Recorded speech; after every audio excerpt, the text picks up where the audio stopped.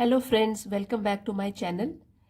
आज का पैराग्राफ एक बहुत ही दिलचस्प पैराग्राफ है क्योंकि ये हमारे शौक के बारे में है, हॉबीज़ के बारे में है। और इसमें जो पूरा पैराग्राफ है ये प्रेजेंट टेंस में लिखा गया है और आप बहुत कुछ इससे सीखने वाले हो। तो आइए शुरू करते हैं। मैं साथ साथ समझाती रहूँगी, जहाँ भी ग्रामर रिलेटेड चीज़ों की ज़रूरत पड़ेगी वहाँ मैं आपको समझाती भी रहूँगी। और वर्ड मीनिंग के साथ साथ आप शब्दों का कैसे सही उच्चारण करते हैं वो भी सीखेंगे। तो बिना देरी किए आइए शुरू करते हैं आज का पैराग्राफ। इसकी हेडिंग है my hobby.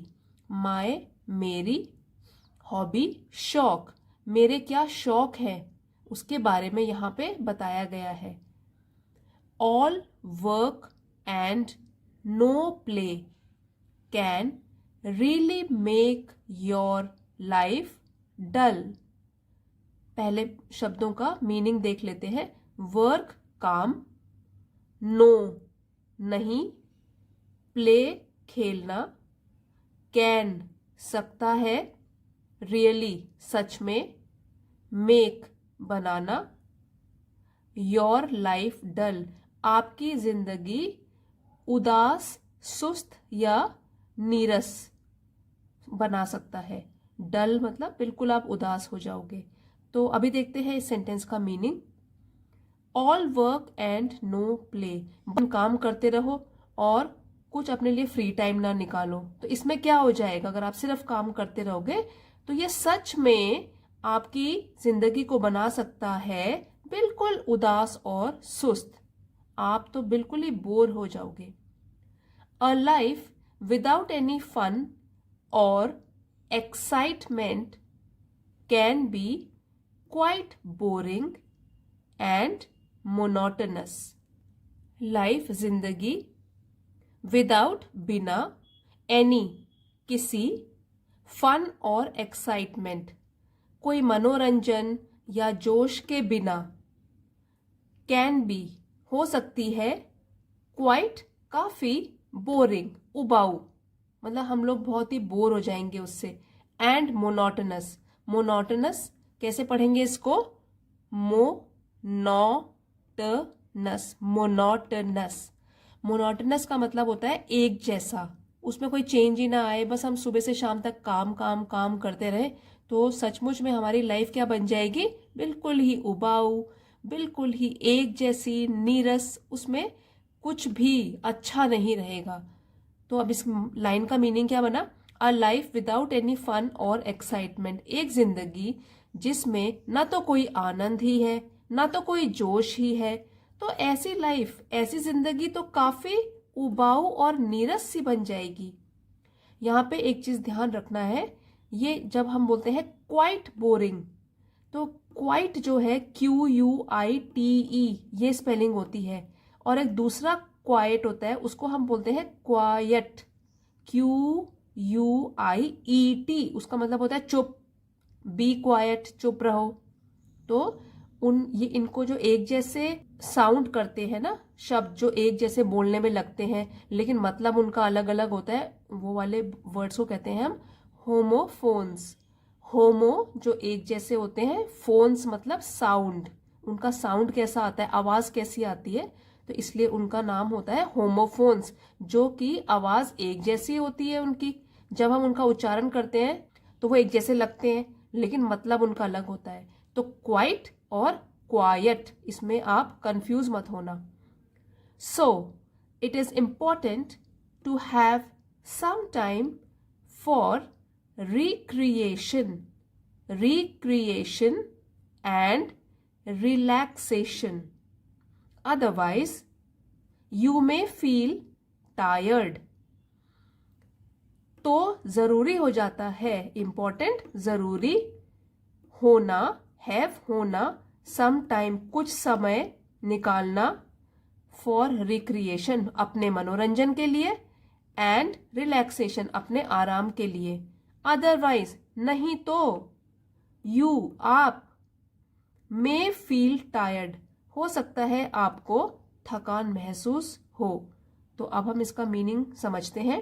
So it is important to have some time for recreation and relaxation. इसलिए ये बहुत ज़रूरी हो जाता है कि हम थोड़ा टाइम निकालें अपने मनोरंजन के लिए और अपने आराम के लिए, नहीं तो हम लोगों को बहुत थकान महसूस होगी. Hobbies are a great way to relax and unwind. Hobbies, शौक, a great way, एक बहुत ही बढ़िया तरीका, अच्छा तरीका, रिलैक्स, आराम करने का, अनवाइंड, अनवाइंड का मतलब होता है वैसे खोल देना, क्योंकि जो वाइंड होता है वो है बांधना और अनवाइंड उसका ऑपोजिट हो गया खोलना. तो यहाँ पे हम बोल रहे कि भाई अपने दिमाग को खोलो, थोड़ा सा हम आराम भी करें, तो उस सेंस में यहाँ पे यूज किया है इसको. Hobbies are a great way to relax. जो हमारे शौक होते हैं वो एक बहुत ही बढ़िया तरीका होता है हमारे दिमाग को आराम देने का और उसको खोलकर कुछ और चीजें भी उसके अंदर भरने का. सिर्फ पढ़ाई पढ़ाई पढ़ाई या काम काम काम नहीं, और भी चीजें होती हैं. तो वो सिर्फ जब हमारे शौक होते हैं, जब हम उसके लिए अपना टाइम निकालते हैं, तो हमको हमारा दिमाग और भी विकसित होता है. There is no rule of what can be termed as a hobby. Rule, कोई नियम या कानून या कायदे. टर्म्ड, बोला जाए. हॉबी, शौक. अब इसमें कोई रूल नहीं है कि हम किन चीजों को अपना शौक बोलते हैं. It could be anything from stamp collection to painting. Could be anything, कुछ भी हो सकता है.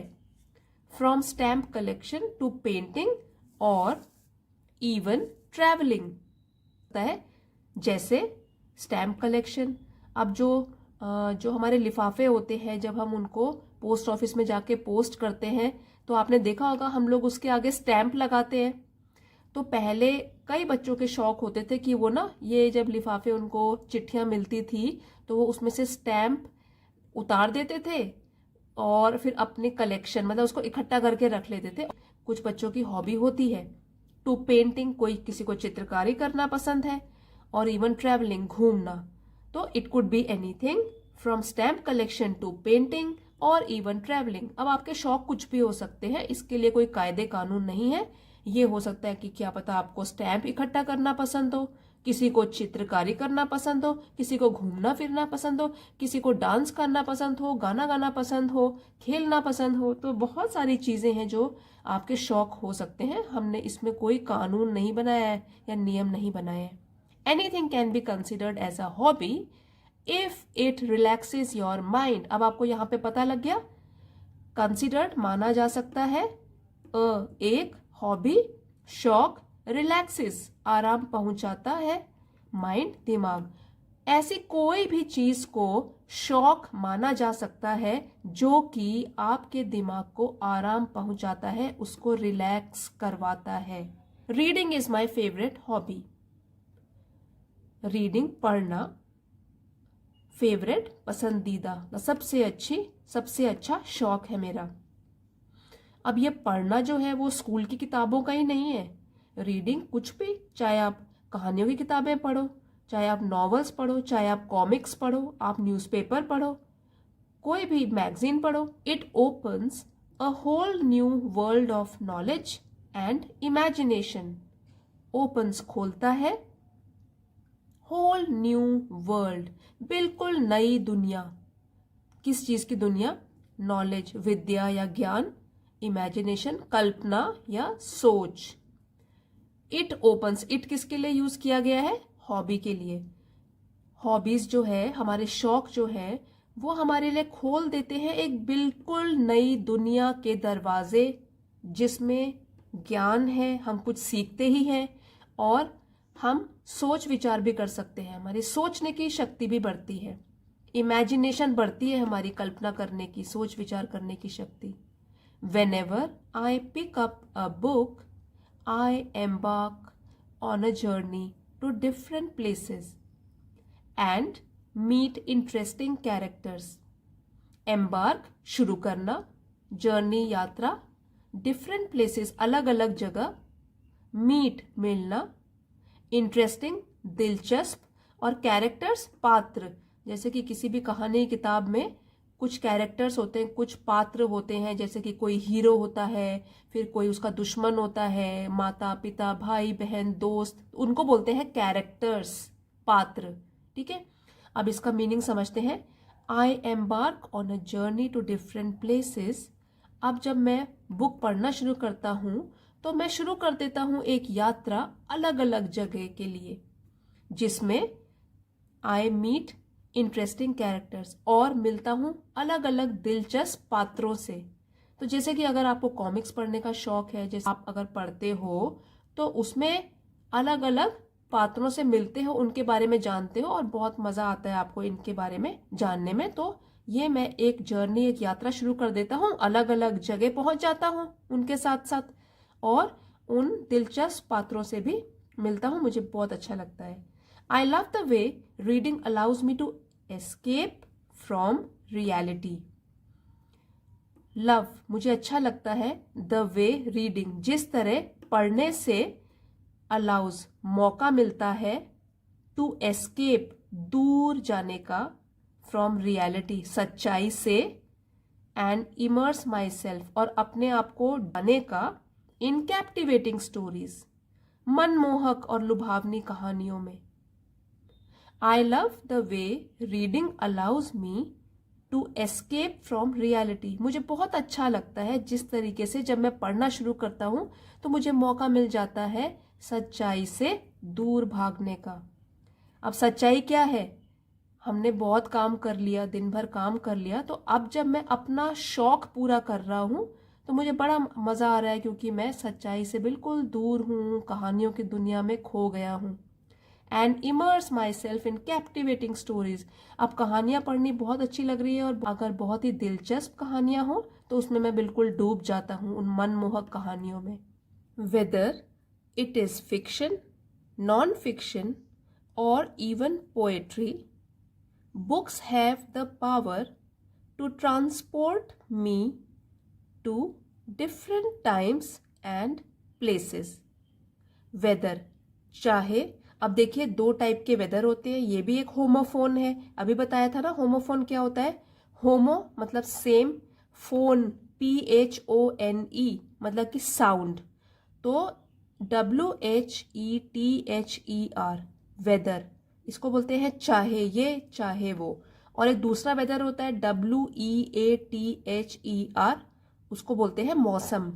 तो इन दोनों वेदर की स्पेलिंग अलग अलग होती है, बट यहाँ पे हम बोल रहे हैं चाहे वो एक फिक्शन हो। फिक्शन का मतलब होता है कल्पना से भरा हुआ, मतलब जिसमें हम सोच सोच के कुछ चीजें लिखते हैं। एक होते हैं नॉन फिक्शन, जिसमें सच्चाई वाली कहानियां होती हैं।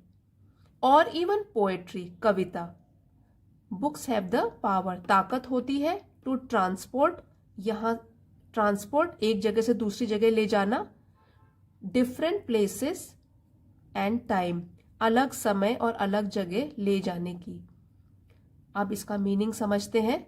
Weather it is fiction, non fiction, अब चाहे जो किताब मैं पढ़ रहा हूं वो काल्पनिक हो या गैर काल्पनिक हो, चाहे वो सच्चाई के ऊपर हो, चाहे वो कल्पना से भरी हुई हो, सोच विचार के लिखा गया हो, और चाहे कविता ही मैं पढ़ रहा हूं, तो जो बुक्स होती हैं उनमें ताकत होती है हम लोगों को एक जगह से, जैसे कि हम अभी यहाँ बैठे हुए हैं, अपने घरों में बैठे हैं, तो वहां से हम बस बुक पढ़ते पढ़ते जो भी उसमें पात्र है उनकी दुनिया में चले जाएंगे, और हमको लगेगा कि हम भी उनके साथ ही बैठे हुए हैं।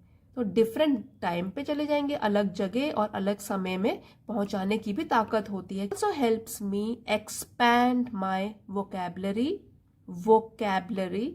And improve my language skills.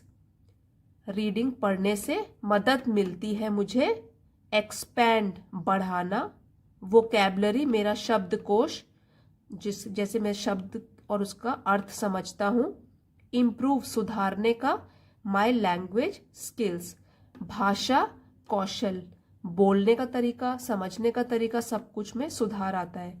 तो पढ़ने से मुझे मदद मिलती है ताकि मेरी वोकैबलरी जो है, जो मेरी समझ है शब्दों को लेकर, वो बढ़ जाती है, जैसे आप भी कितनी सारी चीज़ें सीखते हैं जब आप कुछ भी पढ़ते हैं।